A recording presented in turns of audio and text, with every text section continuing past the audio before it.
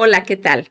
Bienvenidos a su programa de radio, La Cura por la Palabra, de la Asociación Psicoanalítica de Guadalajara, que se transmite a través de Facebook Live como cada martes a las 11 de la mañana. El tema del día de hoy es la ética en psicoanálisis. Recuerden que también podrán ver y escuchar el podcast en nuestro canal de YouTube y en Spotify. Los invitamos a que se suscriban a nuestro Facebook e Instagram. Muchas gracias por acompañarnos, es un placer tenerlos aquí. Y bueno, pues el día de hoy conduce su servidora Luisette González y agradezco a nuestro querido Alan Belcedo que nos acompaña en controles como cada martes. Le damos la bienvenida a nuestro querido invitado, el candidato a psicoanalista Juan Joya. Muchas gracias, Juan, por estar aquí. Gracias por la invitación, Luisette. Un gusto estar aquí en este gran programa. Sí, con este temote que ahorita estábamos diciendo, el tema enorme, pero bueno, acá se trata de ir pensando cosas nada más, ¿no? Sí. Y bueno, pues recordarles que tenemos revista para regalar cada semana. A partir de hoy hasta el domingo de esta semana estaremos revisando en el post de nuestro podcast de esta semana los comentarios de aquellas personas interesadas en ganarse una de las revistas de la APG. Les recuerdo que para participar en el sorteo necesitan poner el comentario "Quiero la revista" y el hashtag La Cura por la Palabra. Realizaremos el sorteo con las personas que cumplieron con este requisito y al ganador o ganadora me estaré comunicando con ustedes por inbox para que puedan pasar acá por su revista. Y bueno, pues en el sorteo del podcast pasado no hubo ganador, pero los invito a que participen acá con nosotros para ir pensando juntos este tema que está enorme. Pero bueno, yo fui pensando algunas cosas, así como para ir introduciendo el tema. Pues reflexionando en torno al tema del día de hoy, se me vino a la cabeza cómo fue que yo formé mi propia ética. Y recordé las veces que mis padres me hablaban de lo que era ser una persona educada y de las veces que fui castigada por ellos cuando faltaba esa educación que ellos me habían enseñado con su ejemplo. Luego me acordé también de mis clases de civismo de mi escuela primaria y secundaria, con la frase que tanto nos repetía la maestra de matemáticas de nuestro benemérito Benito Juárez. Entre los hombres como entre las naciones, el respeto al derecho ajeno es la paz. Y nos hacía sentir muy mal moralmente cuando a alguno faltaba este principio. Luego pensé en todas las situaciones hipotéticas de sentido común, de razonamiento lógico y de cuestionamiento filosófico que nos colocaban en la preparatoria. Y los relaciono en psicoanálisis cuando hablamos de cómo la instancia psíquica del superyo se forma de las identificaciones con los padres y con todas aquellas que cumplieron una función similar a ellos, de hacer la ley, de poner un límite, de despertar en nosotros una conciencia moral, de separación para no quedarnos en el goce fusional con la madre. Pensé en conceptos como la castración simbólica para no quedarnos en el narcisismo, de creer que podemos hacer lo que queramos. Y bueno, finalmente pensaba en la manera como se nos ha transmitido en esta asociación la formación como psicoanalistas. Sí. Y bueno, pues de ahí podemos ir sacando tela para otras cosas. Claro. Pues bienvenido de nuevo, Juan, y gracias. Por donde quieras comenzar. Bueno, primero, gracias por la invitación. Me sentí, pues muy, ¿cómo te digo? Me sentí muy retado, pero también muy halagado en el sentido de la invitación del tema, porque primero es un tema inherente al psicoanálisis. Sí. Yo diría que el psicoanálisis no se puede vivir, el verdadero psicoanálisis no se puede vivir sin ética, ¿no? Sí. Está planteado desde cómo se planteó por Sigmund Freud y posteriormente las instituciones que ha derivado de ahí, la IPA, la International Psychoanalysis Association, lo que entendemos por psicoanálisis, ¿no? Y bueno, se sabe pues que es el trípode, ¿no? Y que está basado pues en esto de primero uno analizarse como terapeuta o como analista, uno tiene que haber pasado por esa ética de uno haberse revisado o seguirse revisando constantemente, analizando los huecos y los núcleos patógenos que todo ser humano tenemos, ¿no? Así es. Sí. ¿Y esto por qué? Porque al final de cuentas estamos trabajando con personas que también tienen sus propios núcleos o sus propias estructuras patológicas, psicopatológicas, que a bien pueden enganchar con el propio, bueno, deben de enganchar en un verdadero proceso, hay enganches, pues, ¿no? Sí.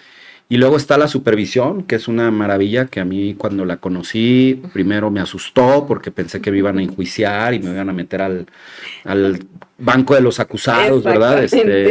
Y cuando me di cuenta de que es una práctica, por el contrario, totalmente amorosa, ética también en el sentido de que no es una práctica de evaluación o de devaluación del que está practicando el psicoanálisis, sino de análisis de lo que está pasando en el inconsciente, bajo la ética de la aceptación de que el psicoanálisis parte de una aceptación del inconsciente, ¿no?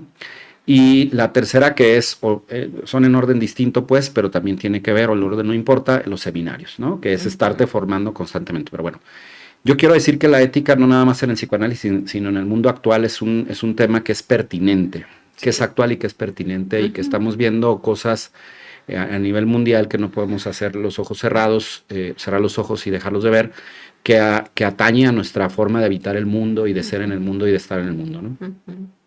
Lo que está pasando en diferentes lugares como Gaza, lo que está pasando, invasiones, aluden al tema moral y aluden al tema ético de la convivencia humana, ¿no? Y del tema civilizatorio, ¿no? Claro. Y hablando del tema civilizatorio, en Tótem y Tabú y en diferentes obras sociales de Freud, como el psicoanálisis de masas, el tema que el malestar de la cultura y diferentes textos que tiene Freud, va abordando justamente que la ética viene de esa terceridad, y que parte de nuestro malestar de la cultura es que no podemos comportarnos pues como tal cual de manera salvaje. Con los 3 diques que se instalan en contra del incesto, el parricidio y el canibalismo, las sociedades se supone que vamos avanzando civilizatoriamente hacia sociedades más avanzadas que pueden tener cultura y pueden tener avance. ¿Cuál es el malestar? Pues que no podemos hacer lo que nosotros queremos, ¿verdad? Entonces, desde ahí Freud va plantando un psicoanálisis muy ético, puesto que va diciendo que sí tiene que haber una ley que ponga orden a los sistemas de intercambio que se tienen en las sociedades, ¿no? También en los grupos como los familiares, los grupos institucionales, pues tiene que haber jerarquías, tiene que haber orden, ¿no? Entonces, desde ahí Freud va hablando de una ética a la Freud, ¿no? Que tiene que ver con orden, que tiene que ver con jerarquías y que tiene que ver con límites también en la cabeza, ¿no? Cuando él habla de diques, no nada más habla de diques que tapan el agua cuando viene un tsunami, ¿verdad? En lo concreto, sino que habla de límites que se van instalando en el psiquismo, que son los que permiten avanzar al psiquismo a etapas, digamos, más desarrolladas, ¿no? Así es. Desafortunadamente, no todos los psiquismos tienen acceso a los diques, ¿no? No todos los psiquismos tienen acceso a tener esos límites. Tú hablabas ahorita en tu narración de cómo tú recuerdas a tus padres que te regañaban, o a aquella maestra que decía, ¿no? Que decías que pues que les ponía los límites del derecho, el respeto al derecho ajeno es la paz. Pues son recuerdos que te llegan por algo porque tiene que ver con una etapa, que es una etapa muy importante en el desarrollo según Freud, que tiene que ver con la latencia, que tiene que ver con la instalación de esos diques que van después del complejo de Edipo, del sepultamiento del complejo de Edipo. El complejo de Edipo es esos deseos que yo tengo sexuales, muy inconscientes de mi padre y de mi madre, y que no son obra de una creencia, sino que analizando culturas muy primitivas, pues no había otra cosa más que incesto, parricidio y canibalismo. O sea, claro, sí lo había, ¿no? Así es. Porque de ahí veníamos y no había esa instalación de esos diques, ¿no?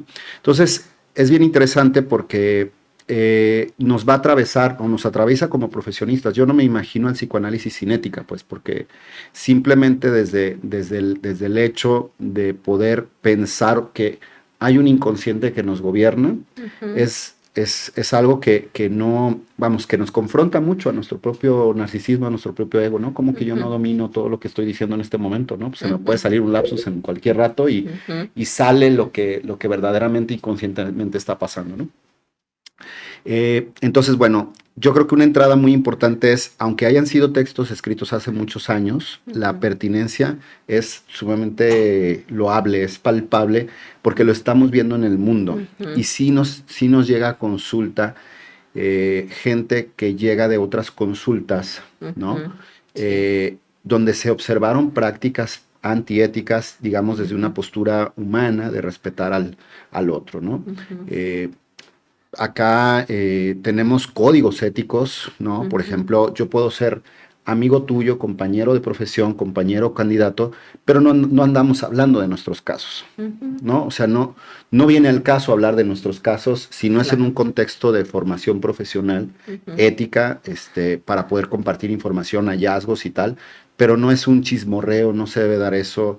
El tema de un horario establecido con un paciente, ¿no? Estarlo respetando el horario. El tema del espacio, ¿no? El tema de tener un espacio propicio para la práctica de la psicoterapia clínica, ¿no?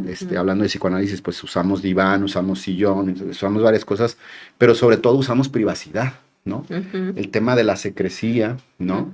A nosotros, a menos que un juez federal o un juez nos pide información de un caso o donde atente con la vida de la persona, por ejemplo, hablando de cuando atendemos niños o adolescentes, es cuando ya tenemos que actuar de otra manera, pero mientras eso no suceda, lo que ahí se dice, ahí se queda en términos éticos. De hecho, la forma en la que supervisamos me parece de lo más bella en ese sentido, porque ni nuestro supervisor se tiene que enterar de qué persona es. Le ponemos otro nombre. Si se llama Luis, le ponemos Octavio. Si se llama Octavio, le ponemos Pedro. Si se llama Pedro, le llamamos Jesús. Y podemos incluso falsear algunas informaciones, porque lo importante no es que sepa precisamente qué persona es, sino cuál es el cuadro estructural psicopatogénico que tiene la persona para poder ser ayudada, ¿no? Y lo más interesante es que uno sale de supervisión, uno terapeado, ¿no? Claro, porque lo que termina pasando en supervisión, Lacan decía que las resistencias del paciente en realidad son resistencias del propio analista, ¿no? Sí. Entonces, el psicoanálisis no lo podemos pensar, o sea, de veras no se puede pensar sin este eslabón importantísimo de la práctica que es la ética. ¿Y por qué? Porque el psicoanálisis también es un ordenador social, al final de cuentas, ¿no? O sea, lo que va hablando el psicoanálisis, incluso el contemporáneo, también tiene que ver con eso, ¿no? Un ordenador social no como leyes de derecho, sino como un ordenador del deseo, un ordenador de los conceptos, de las cadenas significantes, de los eventos históricos, etcétera, etcétera, ¿no? Entonces, por lo tanto, no podemos tampoco estar fuera de lo que va pasando socialmente y estar muy atentos a eso que va ocurriendo de la propia teoría, ¿no? Hoy en día es muy difícil pensar el psicoanálisis nada más desde Freud, ¿no? Entonces, parte de la ética es también la actualización y van saliendo nuevas posturas más afinadas o más refiladas de las distintas psicopatologías pues, que se van ocurriendo, ¿no? Entonces, como primer punto yo creo que es eso, tiene que ver con la pertinencia. Sí, Freud también le dio en el clavo cuando hace en una de sus tópicas, habla de que ya hay un yo, un super yo y un ello, ¿no? Cuando mete la instancia psíquica del super yo, es cuando más va a hablar de esta parte que tiene que ver con lo social, ¿no? Así es. Y el super yo va a ser esta instancia vigilante que va a permitirle al sujeto sentir culpa, que es vergüenza, que son los diques que se van instalando en el niño chiquito, ¿no? Que en un principio, pues un niño chiquito tiene 4 años, se desnuda y no hay instalado los diques y puede estar así, pasear, ¿no? Sin culpa son los padres, lo de, ay, espérate, ¿no? Hay que ponerte ropita, mi niño, porque no puedes estar así, pues, ¿no? El super-yo es muy importante. Ahora, sí hay que decir algo también, por lo que luego se pone difícil el tema de la ética, que está muy cerquita de, o sea, la ética tiene muchísimo que ver con la castración. Lo difícil a veces de trabajar esto es que también nos encontramos en consulta con super-yos muy sádicos. De hecho, hay unas, digamos, premisas importantes a entender, que cuando un paciente es más grave, su super-yo va a ser súper sádico, ¿no? Y entonces ahí ya no es un super-yo de la ley que se acepta y que se asume, sino de la ley que persigue, un super-yo más desde la paranoia, ¿no? Entonces ahí es donde también hay que empezar a hilar fino, porque socialmente hay cosas que se perciben desde una paranoia, y hay cosas que se perciben desde una ley que se adopta, ¿no? Porque, a ver, te voy a interrumpir ahí, Juan. ¿Por qué un super yo en una persona que está más grave se vuelve un super yo sádico? O sea, esta característica del sadismo, ¿con qué tendrá que ver con la historia, por ejemplo, con la formación del psiquismo de una persona que está con síntomas a lo mejor o con una patología más grave? Tiene que ver, bueno, pues lo podemos abordar desde diferentes perspectivas. Jean Laplanche, un psicoanalista francés post-freudiano y post-lacaniano, o de la línea de Francia, hablaba de que el niño al principio de la vida va a tener muchos enigmas. ¿Por qué me toca mi mamá? ¿Por qué me acaricia? ¿Qué quiere de mí mi mamá cuando me acaricia? Que son actos inconscientes que van a quedar en el sujeto ahí plasmados y sellados. El superyo de una persona más grave le va a decir: no traducirás estos mensajes enigmáticos porque no quiero que los traduzcas, quiero que queden enigmáticos, quiero que queden persecutorios, quiero que queden como objetos internos persecutorios que no te van a permitir estar en paz, ¿no? En este no traducirás, no podrás decir que en realidad lo que estaba haciendo tu madre es seduciéndote para darte vida y seduciéndote para darte amor, pero también cuando la mamá se pasó de rosca y más que ser una mamá que narcisea al bebé de manera respetuosa, vamos a decir saludable, y donde tiene ella analizado, bueno, vamos a decir no analizado, sino que tiene castrado que con el hijo no se puede tener sexo, que con el hijo no se puede excitar, y que si se excita lo va a reprimir, ¿no? Si tenemos una madre que no es así, que desde Lacan se lo come, que se lo vuelve a integrar porque no hay esos límites, este niño no va a ser capaz de traducir estos mensajes enigmáticos y se va a creer el objeto de la madre. Ahí donde yo estoy pelas cuando me siento el objeto de la madre. ¿Qué significa que me siento el objeto de la madre? Dicho en palabras populares, me siento la última coca del desierto.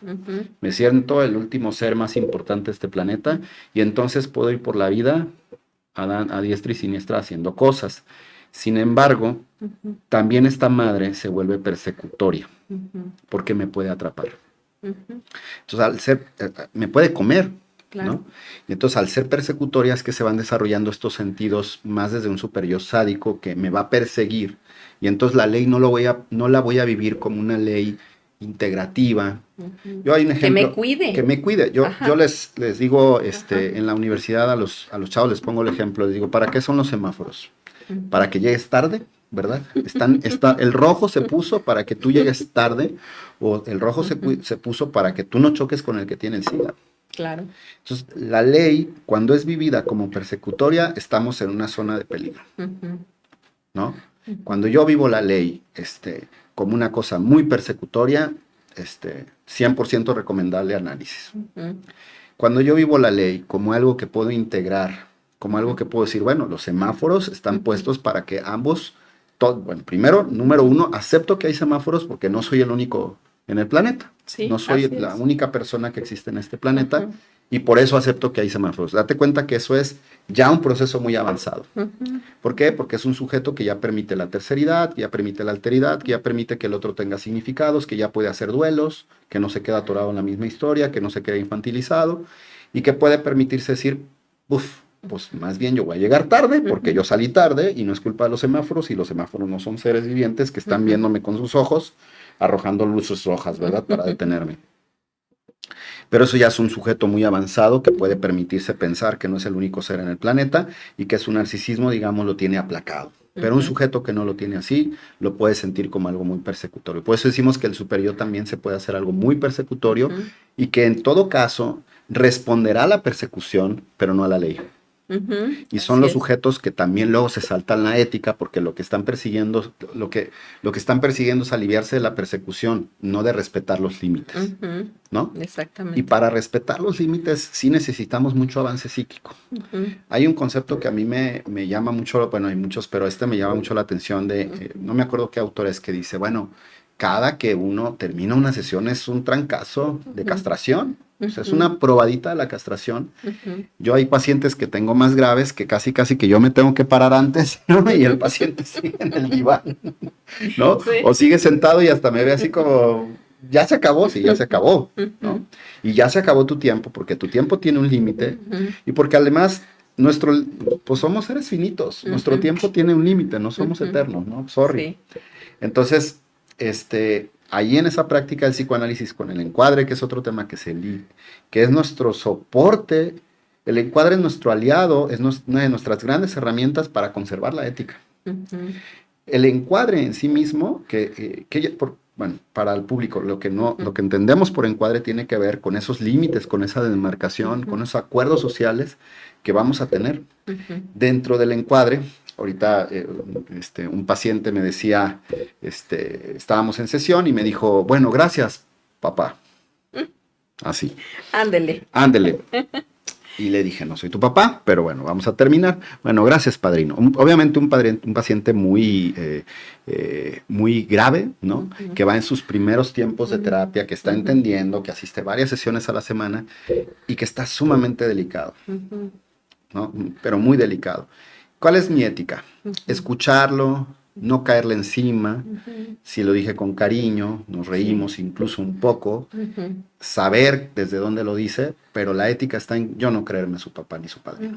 Yo como su analista, soy su analista, y lo que me toca, dice Lacan, lo que toca guiar es la cura, no la persona ni su vida. ¿No?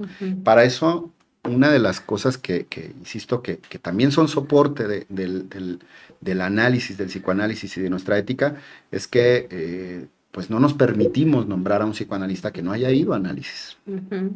Puede ser terapeuta. Hay muchos terapeutas que trabajan la psicoterapia. A mí me parece algo personalmente pues antiético desde la psicología, deja tuya desde la psicoterapia, trabajar sin haberse revisado. Y sí los hay. Y entonces el tema del trípode, del encuadre interno, porque no nada más es el encuadre del consultorio, un horario en el que nos vamos a ver, un respeto obviamente a la persona que estamos trabajando, sino también un encuadre interno, y en la pandemia se nos puso sumamente a prueba, porque ya no contábamos con el consultorio, y entonces era, pues saludo a mi cuadro interno, no tengo que estar viendo otras cosas en pantalla, no tengo que estar viendo el celular, tengo que estar con la persona al 100% porque se redujeron los estímulos a una pantalla, a un audio tal, que nos permitió ver otras cosas. Detrás de la persona estaba su recámara, estaban otras cosas, pero incluso sobre eso no abusar, porque también es gente que nos metió, perdón por la expresión, nos metió a sus salas, a sus recámaras, a sus autos, a sus espacios de trabajo para conectarse, y que también requería de ese encuadre interno de respetar y ambas partes lograr ese espacio interior, ¿no? Entonces, me parece que el psicoanálisis en ese sentido falla y es muy peligroso, y pueden haber terapeutas muy peligrosos que estén saciando su narcisismo, ¿no? El artículo que decías hace rato está en la revista 2 de psicoanálisis, muy recomendable, de Cristina Espinosa. Ella va hablando de cómo un caso de ella, ¿verdad? Me comentabas, ella se encuentra con una paciente que fue analizada mucho tiempo por otra persona psicoanalista, pero que pues cayó en cosas antiéticas como usar el propio narcisismo para satisfacer el propio narcisismo de la terapeuta, haciéndola depender del proceso, ¿no? Que también eso es todo un arte. Y yo soy de los que prefiere pensar, por eso está muy padre el título del texto de Olga que le recomendamos mucho, de psicoanálisis ética y poética, ¿no? La práctica del psicoanálisis, publicado ya hace algunos años, unos 3, 4 años de parte de Olga Varela, una de nuestras fundadoras, que palabras más, palabras menos, acepta que el psicoanálisis es un arte, es una artesanía, ¿no? Claro que es una ciencia no basada en el positivismo, pero sí es un arte en el sentido de cada caso es distinto, cada persona es distinta, y cada ad casum vamos a ver dónde está lo ético y dónde no. Así es. Sí, fíjate, porque ahora sí que regresándome un poquito al artículo justo de que mencionas con Cristi Espinosa. Yo pensaba como ella va hablando de varias cosas que pueden suceder justo en un proceso psicoanalítico, que tiene que ver con esta cuestión de cómo hacer uso de la transferencia como precisamente como motor de la cura, ¿no? Como lo decía Freud, como palanca, ¿no? Que movilice, pero no para saciar, no para satisfacer tu propio narcisismo, pues, ¿no? Me acordé de este paciente tuyo que al final de la sesión te dice padre, ¿sí? Pero que tú no te acomodes en ese lugar de ser su padre, ni tampoco que permitas que él se acomode en ese lugar de ser tu hijo, pues, o sea, y pensé también en cómo de pronto cuando uno se analiza uno va de alguna manera comprendiendo mucho mejor nuestros propios núcleos patológicos, ¿no? Y entonces ya no tiene uno tantos puntos ciegos. Decía, perdón que te interrumpa, que se me da la idea. Freud habla de que tenemos, ahí se me fue, tiene que ver con cuando las zonas erógenas están dispersas, esta polivalencia de zonas erógenas, estas perversiones, como digamos, muy antológicas, todos venimos de núcleos perversos. Es decir, no hay ser humano que de repente nos rasgamos las vestiduras cuando oímos cosas perversas. No hay ser humano que no haya tenido núcleos perversos, porque lo que está colocado en una zona en un momento dado, por ejemplo, la zona oral, la zona anal en otro momento, la zona fálica, decía Freud, habla de que el bebé al principio es, ¿no? Es perverso polimorfo, claro. ¿no? Es decir, venimos de lo polimorfo, venimos de lo perverso en el sentido de que nos satisface de manera, digamos, embrionaria o originaria, para que después se vayan unificando las pulsiones y nos tengamos que satisfacer de manera más unilateral, vamos a decirlo así, más fálica, ¿no? Más una etapa ya más avanzada. Esos núcleos quedan en el inconsciente. Por eso siempre está la tentación de ganar más que el prójimo, de avanzar más rápido, de dar la vuelta en segundo carril. Siempre va a estar acompañado de eso. O sea, eso también hay que aceptarlo. Y también hay que aceptar que en el dolor hay mucho placer. Y que en este masoquismo también se mueve mucho lo social.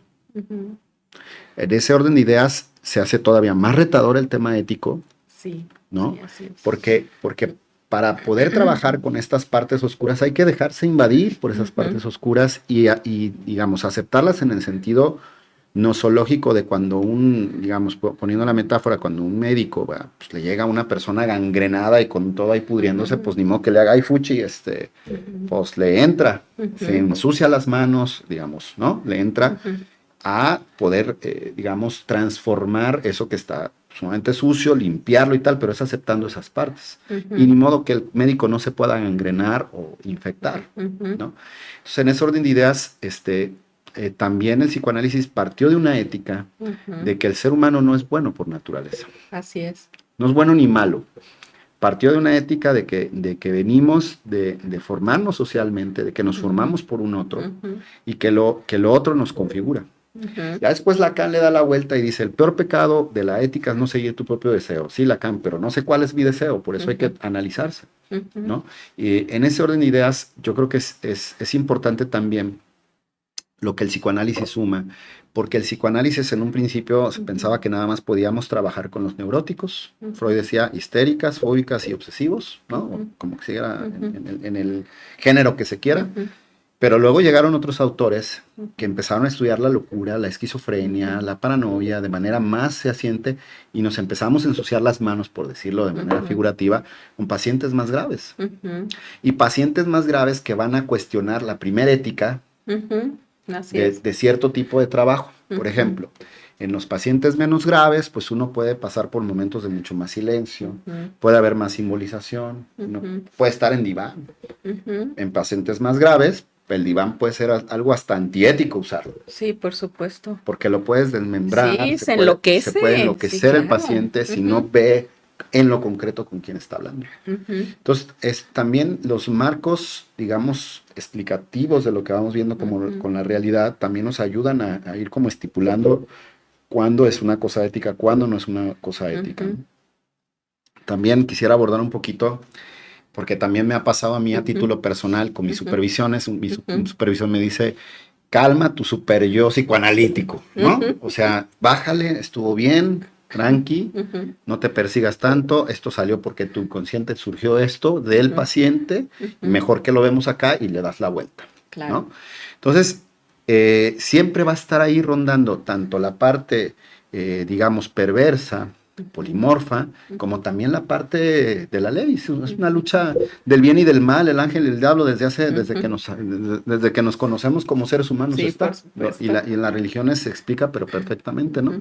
Esta pulsión de muerte, esta cosa destructiva, esta cosa mortífera, y esta cosa de Eros que da vida, que da fluidez y tal, ¿no?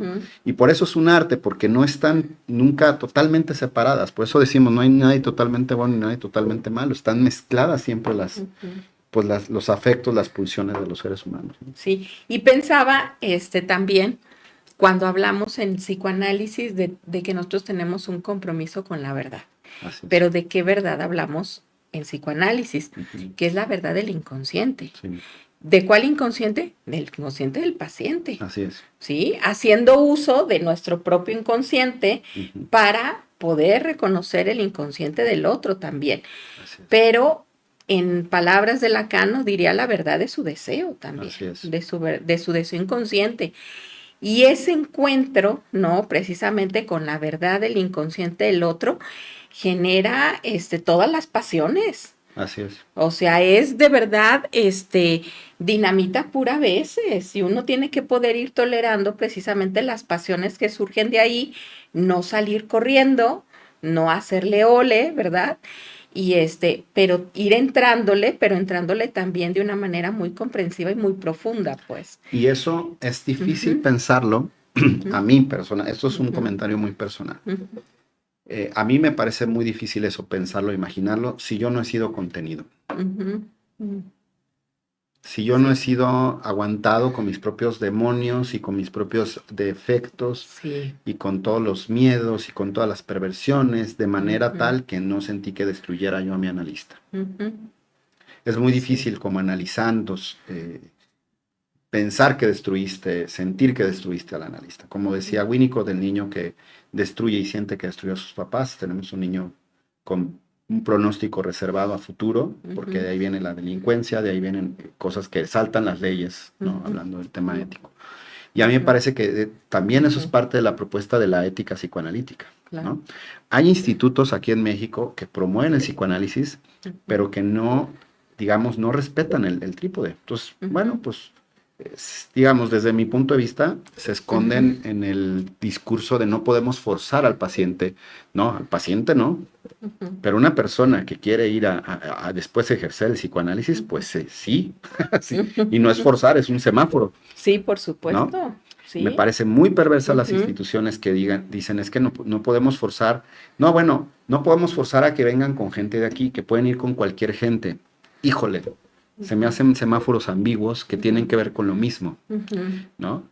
Había un terapeuta que yo quiero mucho, hace mucho tiempo, decía, si un ser humano ve que por este huequito va a pasar.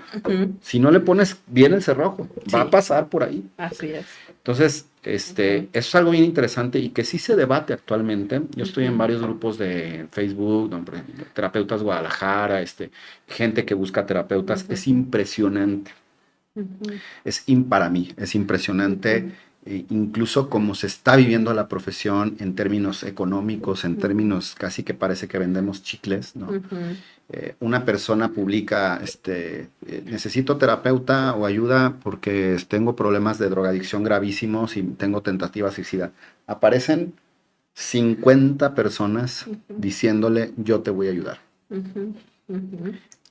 Bueno, qué responsabilidad tan grande. Aparte de la responsabilidad tan grande, está el hambre, ¿verdad? Y está sí, porque parece subasta de pronto, pues, cuando, pues realmente, justo cuando uno tiene la ética bien acomodada, tú dices, ¿hasta dónde son mis propios límites también, no? O sea, formativos.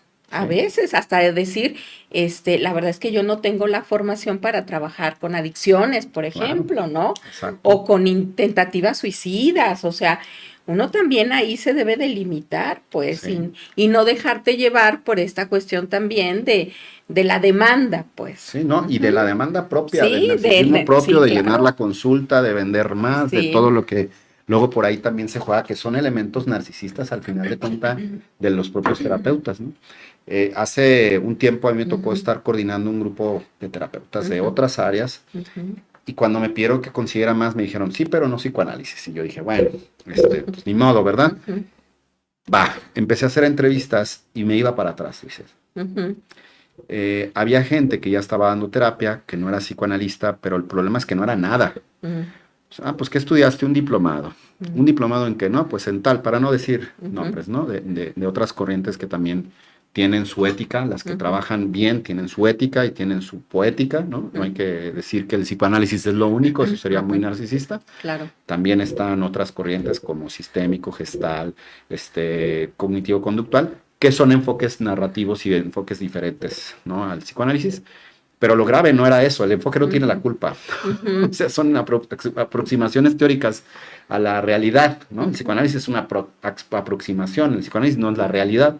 Así es. Bueno, había terapeutas que yo les preguntaba, ¿bajo qué esquema teórico puedes decir que una persona es más enferma que otra? Era una pregunta que yo hacía. No me sabían decir, sacaban temas de DSM-4. Bueno, eran cosas, y a mí la verdad es que no me preocupaban tanto los pacientes, que sí, o sea, los pacientes vivimos en una sociedad con un montón de necesidades psicosociales y de afectos y necesidad de ayuda, pero fuertísima, tampoco nada nuevo, ahora más aceptado, la pandemia llegó digamos, a expandir más, pero me preocuparon los terapeutas, y había quienes en su vida habían ido a terapia. Es una pauperización de la profesión que llamamos psicoterapia, insisto, eso no es psicoanálisis, eso no es psicoterapia psicoanalítica, que es muy grave porque se abarata el sentido profundo de entender la subjetividad humana. Entender la subjetividad del que está enfrente. Y tómala que no lo puedes hacer nada más desde acá, ¿verdad? Desde entenderse, que tienes que, como tú lo dijiste, desde tu propio sentir, desde tu propio inconsciente, ir haciendo conexiones, poniendo nombre, y lanzar cosas que le llamamos nosotros interpretaciones para que se vaya dando un acomodo en la cabeza del otro. Así es. ¿No? Fíjate, cuando hablas de la subjetividad, yo me quedé pensando, Juan, que justo a veces por eso cuesta tanto trabajo de pronto explicarlo así con palabras concretas y tajantes, ¿no? Como cuando los pacientes te dicen, pero ¿cómo voy a saber yo que esta terapia me está funcionando? Claro. O sea, explícamelo. Y tú también le tienes que decir, ¿no? Vamos viendo, ¿verdad? Sí, claro. No sé si te va a funcionar. Así es, ¿no? O sea, y cómo guardar silencio a veces cuando no comprendes. Sí. Porque hay sesiones donde no comprendes nada. Y lo más ético es no decir nada porque no lo comprendes. Así es, ¿no? Así es. Yo creo que hace poco me preguntaron unos estudiantes en una clase, ¿nos garantizas la seguridad de nuestro proyecto? No, les dije, no, porque tienen que salir, ¿no? A lugares, a empresas. No te garantizo nada, les decía. Menos como está ahorita la ciudad en lluvias, en inseguridad, secuestros, desapariciones, no te puedo garantizar nada. Pero les decía, sí te garantizo la ética. O sea, la ética, la parte linda de la ética es que, digamos que tiene que ver con lo que no negocias. Esto no es negociable. Yo no te puedo garantizar que nuestro proceso psicoanalítico yo te vaya a ayudar como tú lo estás esperando, pero te puedo garantizar mi ética. ¿Y qué es mi ética? Supervisar, eso no se lo dice al paciente, ¿verdad? Pero sí, claro. Supervisar, seguirme analizando. Y bueno, tanto en el arte como yo digo, en la música, en el arte, en la ciencia, en el psicoanálisis, la honestidad es la mamá de los pollitos, en el sentido de, también puede haber un analista que va a su diván 3 veces por semana y no trabaja nada. Y su analista también simular un proceso analítico. Claro. Eso, o sea, entonces, yo creo que algo de lo lindo que nos ofrece la ética como tema, como ente para pensar, es que eso tendría que ser lo no negociable. De acuerdo a lo que vamos captando. También aludo a la benevolencia de estos terapeutas que verdaderamente, voy a poner entre comillas, pues sí, no han entendido este fondo, ¿no? Porque sabemos que hay mecanismos que impiden ver la realidad, está la negación, la forclusión, la decisión, etcétera, claro. que nos hacen no ver la realidad, ¿no? Y ¿de dónde lo sacamos? Pues estamos viviendo en un mundo así, que escinde, naciones que escinden, naciones que escinden la realidad, y vámonos recio, y aquí se hace lo que se, sí, claro. que se nos hincha. Entonces, a mí me parece que eso es algo de lo lindo, de los ofrecimientos lindos que tiene el tema de la ética, ¿no? Es aquello que no vamos a negociar. Yo no voy a negociar relacionarme de otra manera con un paciente. Sí, claro. Es mi paciente, sí. ¿no? Por ahí una colega me decía, pues es que llegó un chavo así guapísimo y ay, me movió. Bueno, pues está bien que te mueva, es normal, eres humana, pero no está negociable que te metas con esa persona. No, claro que no. Actuarlo no. Actuarlo no. Que lo vayas y lo analices, sí. Que vayas y lo hables y por hablar no se muere la supuesto, gente en el lugar adecuado, en el momento adecuado. Hay que hablarlo, pero y se vale que uno sienta deseos, ¿verdad? Sí, se vale que uno está vivo, uno está vivo y siente excitaciones, pero de eso a pasar al acto, ¿no? Sí, claro. Eso yo creo que también es parte de lo lindo que ofrece este marco, también vamos a decir marco político, ideológico, el psicoanálisis, ¿no? Freud en una de sus obras con Dora, ¿no? de sus casos icónicos, ¿verdad? Se alcanza uno a ver cómo ahí él termina, ¿verdad? Involucrado con la transferencia, con los sentimientos y los afectos que le hacía sentir esta niña, este lugar que luego él ocupa. Y siempre se cuestiona. Yo creo que hay ejes muy interesantes de la ética. El autocuestionamiento constante. El autocuestionamiento amoroso no persecutorio constante, ¿no? El persecutorio, aguas, ¿no? Pero el que dices, a ver, ¿no? Pues, la otra vez en análisis le decía yo a Manny, pues es que no siento que yo sea bueno así, bueno, pues no, me dice, no eres así, el número, ¿no? O sea, eres uno más que hace esta práctica y listo. Bueno, nótese mi deseo, ¿no? Narcisista. Pero a lo que voy es que sí hay cosas no negociables que son lindas tenerlas también en una profesión de la incertidumbre, de la apuesta, de las no garantías, ¿no? Uno entra a un proceso con un paciente a ver qué va pasando y no porque sea uno un irresponsable de a ver qué pasa, ahí se va, no. Es un a ver qué pasa de amplitud, de apertura, tal cual, a ver qué pasa. El aprendizaje que no está dispuesto a romperse para generar una cosa nueva no es un aprendizaje. Aunque el psicoanálisis no es un tema de aprendizaje, pero hablo de esa apertura necesaria para ir descubriéndote distinto, para ir autosignificándote distinto, para ir resignificando sucesos de manera distinta, para nombrar de manera distinta, ¿no? Entonces son como estos huevitos que se van rompiendo para que nazca, ¿no? Un dinosaurio nuevo, ¿no? Un aquelarre nuevo, y eso es parte de lo padre que hacemos. Ahora, ¿por qué el psicoanálisis luego no vende igual? Por usar este concepto de venta muy mercantilista, porque no se adapta a estos valores postmodernos capitalistas de la venta por la venta, de lo rápido, lo fast track, de lo desechable, etcétera, etcétera, ¿no? No se adapta a eso porque acaso procesos transformacionales de largo alcance, de estructuras y tal, donde lo ético es llevar un proceso donde se cobre lo que se tiene que cobrar, hablo de precios justos, pero también de precios justos para el que tiene mucho tiempo trabajando y que sin que garantice tiene más posibilidades de ayudar a una persona, ¿no? Claro. Etcétera, ¿no? Claro, porque la formación cuesta, pues, además, en todos los sentidos, sí.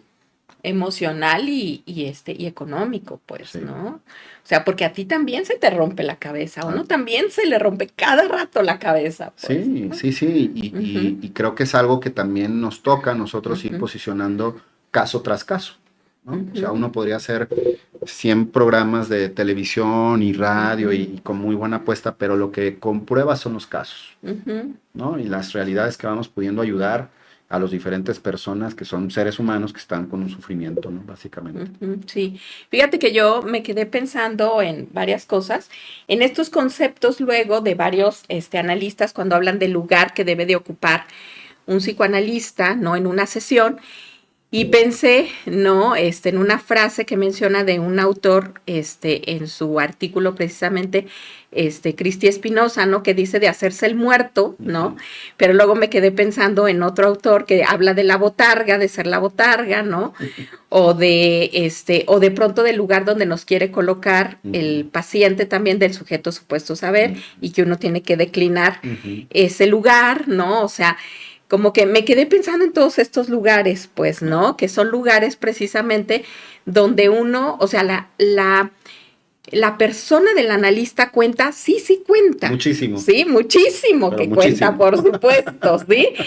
Sin embargo, si uno entra con un deseo a un proceso analítico con un paciente, sí, pero el deseo que le vaya bien. Sí. Pero no uno en específico. O sea, no uno en específico de yo deseo que tú logres esto y esto y esto. Yo deseo que nunca te divorcies, ¿no? O yo deseo que tengas hijos o que tengas una... No, sí, claro. Es que me quedé pensando precisamente en cómo, hablando de esta demanda que ahorita hay de pronto, ¿no? De resuélveme, de tú dime, de pero ¿qué hago? ¿No? O sea, de que casi llegan y llegan ya con la demanda de al finalizar la sesión tú ya debiste haberme resuelto mi duda, ¿no? Y es como, hoy vengo con este dilema. Claro. Al finalizar yo espero que se me haya resuelto, ¿no? Entonces, y cómo al finalizar se salen con una pregunta, sí. O sea, con más cuestionamientos, ¿no? Pero cuestionamientos que abren justo las posibilidades de respuesta que ellos encontrarán, claro. ¿No? A su ritmo, a su tiempo, porque pensaba también en los tiempos internos de cada quien. Claro. O sea, y cómo de pronto hay psiquismos que ya se formaron así sin estos diques, sin estas contenciones, sin esta malla, ¿no? Así apretadita, ¿no? Y entonces cuesta trabajo hacer este arte, como tú dices, ¿no? Así de punto de cruz, ¿no? Para que esta malla vaya quedando así más cerradita y entonces las pulsiones no se desborden. Claro. Y que a veces ese es un tiempo que las personas no están dispuestas a quedarse, pues, claro. Que de pronto es mucho tiempo eso que tú me estás diciendo y es mucho esfuerzo además, eso que tú me estás proponiendo. Y parte de la ética del analista es que el paciente está en la total libertad. Claro, así es. ¿No? Sí. O sea, a propósito de los narcisismos y entonces... terapeutas que luego están persiguiendo a su paciente, no has venido, ¿no? Sí. Qué sé yo, que digo, una cosa es a lo mejor un mensaje por la gravedad y porque sabes que el paciente se pierde y le ayuda a organizarse psíquicamente, claro. Ese mensaje, que incluso es un mensaje organizador de la cabeza, claro. A un mensaje de me haces falta, ¿verdad? Sí, o de confirmación, ¿no? Porque de pronto, digo yo, todos estos temas, fíjate, bien interesante porque luego los alumnos te preguntan, ¿no? Sí. ¿Usted qué opinión le merece, maestra, la manera de publicitarse, por ejemplo, en las redes sociales? Así es. O ¿usted qué opinión le merece el que uno pueda confirmar cada una de las sesiones? Y de pronto a lo mejor yo sí les digo, pues a lo mejor yo sí soy muy payasa, muchachos, y dirán que chocante, ¿no? Pero la verdad es que para mí la mejor publicidad es hacer bien tu trabajo. Claro. Para mí siempre lo ha sido. Y le dije, confirmar tu sesión a menos de que sea un paciente que se desorganice. Claro.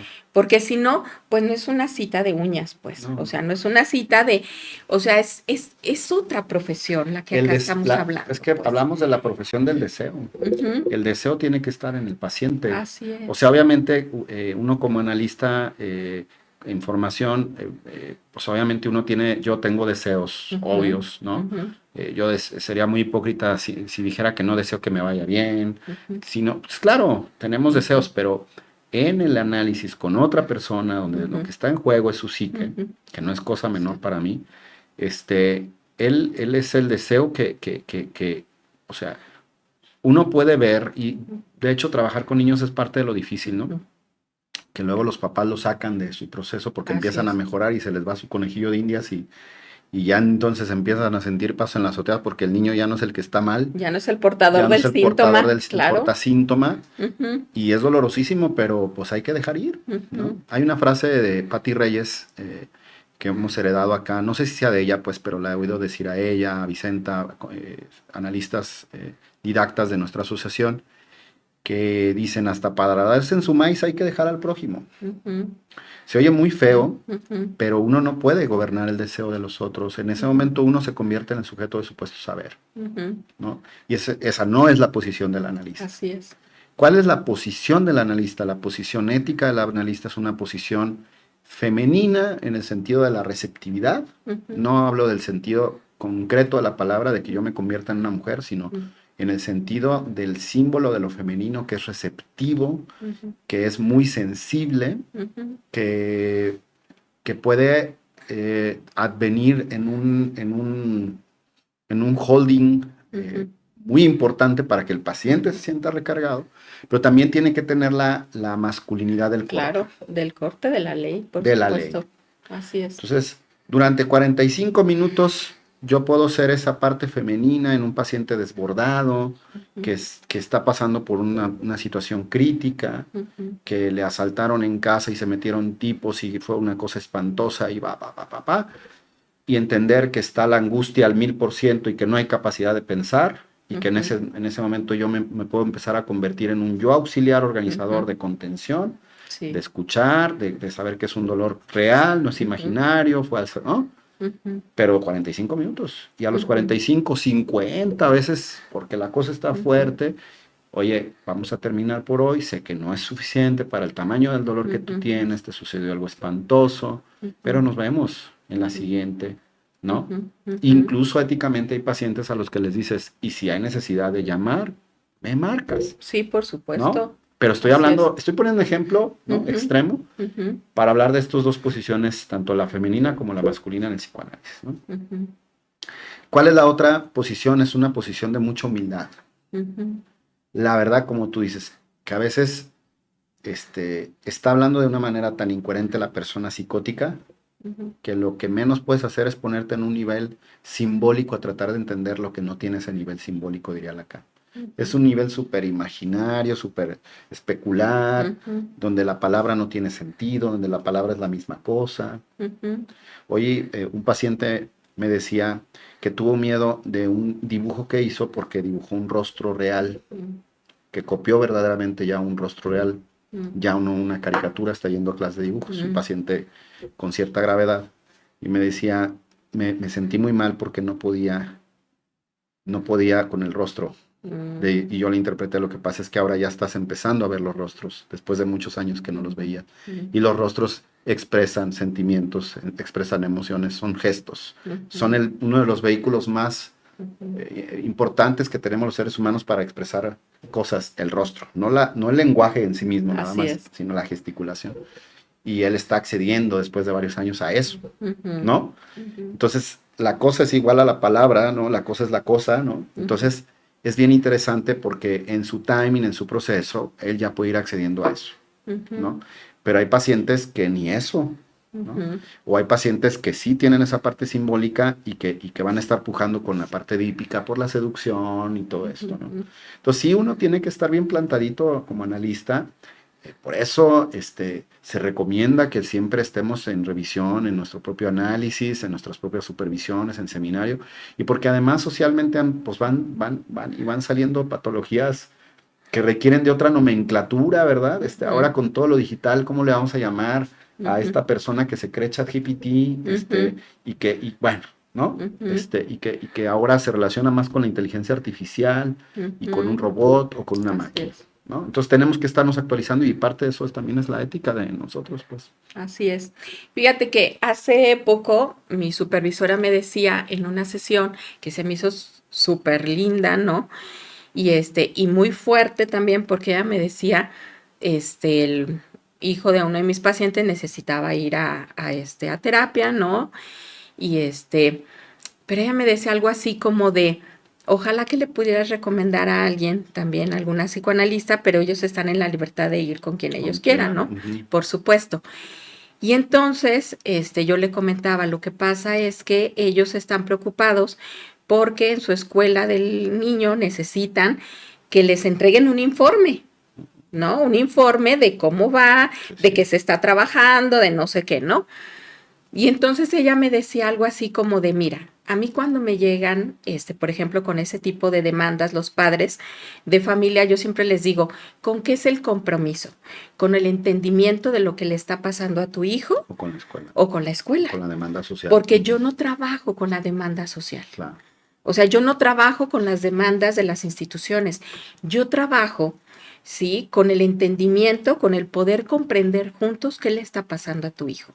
Si tú quieres trabajar conmigo desde esa postura, adelante. Pero si a ti te preocupa más la otra, estás en la libertad, pues. Y entonces yo pensaba, qué fuerte es eso también, ¿no? O sea, pero también, o sea, fíjate cómo ya desde la respuesta yo decía, ¿cómo desde ahí les acomodas una ética también a los padres? Les propones una ética también. Una ley. Una ley, pues, ¿no? De desde dónde vas a ver las cosas que le van pasando a tu hijo, pues. La ley no es lo mismo una ley que entiende, que tiene que ver con una madurez de entender que el otro es otro, que es una alteridad, a una ley persecutoria. Así es. Estos padres, digamos, están recurriendo porque fueron mandados por una escuela y tal, y es las escuelas son persecutorias, bueno, ¿no? Uno que es papá dices, ay Dios, ¿dónde me escondo? Porque, ¿no? ¿Dónde me pongo mi cero? Porque fallo mucho, ¿verdad? Entonces, es muy, muy común que ocurra eso y que los padres vayan en búsqueda de bajarle a la persecución, que ya los cacharon. No son perfectos, no somos perfectos. La regamos. Freud decía que una de las profesiones imposibles ser padres, ¿no? Ser analista y ser educador, ¿no? Y claro, imposibles porque hay un inconsciente, ¿no? El psicoanálisis, su ética que propone, su ética y poética es el inconsciente. Y su método es la transferencia. De ahí la diferenciación. Y por eso también no encajamos muchas veces en conceptos, ¿no? Me vas a bajar mi persecución, me das el papelito para bajar mi persecución, ¿no? Y pues bueno, habrá quien sí se preste y bueno. Sí. Oye, Juan, pues que estamos llegando a la finalización de nuestro programa del día de hoy, pero me gustaría que fueras pensando con qué te gustaría cerrar el día de hoy el programa. Mientras, si me permites, voy a dar unos últimos anuncios. Pues por acá recordarles que contamos con la clínica José Sayago. Recuerden que es una clínica que maneja muy bajos costos, es un trabajo muy profesional, como lo mencionaba Juan y como lo hemos ido mencionando aquí a lo largo del programa, porque todos los casos están siendo supervisados, porque sabemos que los terapeutas que atienden son terapeutas que están siendo analizados y que además tienen justo también los seminarios de apoyo para poder comprender qué le está pasando al paciente. Y bueno, recordarles por acá el domicilio, Espacio de la Arboleda número 632 en Jardines del Bosque. Contamos tanto con trabajo en línea como de manera presencial. Les recuerdo nuestros teléfonos, es el 33 31 21 53 91 o mandar mensaje de WhatsApp al número 33 11 97 50 68 con la secretaria Carmen. Y bueno, invitarlos a que se metan a nuestras redes sociales, que ahí hay muchísimos apoyos también, como el programa PASE para trabajo en emergencias. Por ejemplo, ahorita se está trabajando con inmigrantes o con situaciones de crisis por desastres naturales o por situaciones de violencia acá en nuestro país. Y bueno, también por ahí compartirles toda la venta de revistas, que por acá las tenemos en la parte de atrás, algunas de ellas, todas ellas con un costo de 200 pesos. Estos libros que también tenemos, por acá Juan mencionó uno que es precisamente el de Ética y Poética de una Profesión, de la autoría de Olga Varela. Y bueno, pues llamen y pregunten acá a PG por si les interesa alguno de ellos. Y ahora sí, Juan, con lo que tú quieras cerrar el programa del día de hoy. Pues con una invitación a que no dejemos de pensar en la ética no solo de esta profesión, del psicoanálisis, que me parece que a nosotros nos compete porque nos dedicamos a eso, sino a lo que está pasando en el mundo. A mí me parece que estamos muy interpelados, estuvimos a muy poco tiempo de tener una tercera guerra, muy pocos, por fortuna no se dio, y bueno, pero hay otras guerras. Pero yo creo que sí, en el fondo, la guerra política es la guerra del discurso de la ética, ¿no? Así es. Se viene autorizando socialmente muchas cosas que sí son prejuiciosas para nuestro ser humanos, ¿no? La inmediatez, el consumismo, el capital por el capital, la educación como mercancía, la psicoterapia como mercancía. Y yo creo que algo que es un suspiro para la humanidad, pues son las artes, son las ciencias que ayudan a humanizarnos un poco, ¿no? Exactamente. Decía Luis Eduardo Ute, un cantante español, que la ciencia y la arte son una búsqueda de la verdad, ¿verdad? No es que la tengamos, y en ese sentido, pues eso, la invitación a que sigamos pensando, y muy agradecido a este programa que cura por la palabra misma. Pues muchas gracias. Y muy agradecida yo de tenerte acá en el programa, Gracias, Juan. Luisa, con gusto.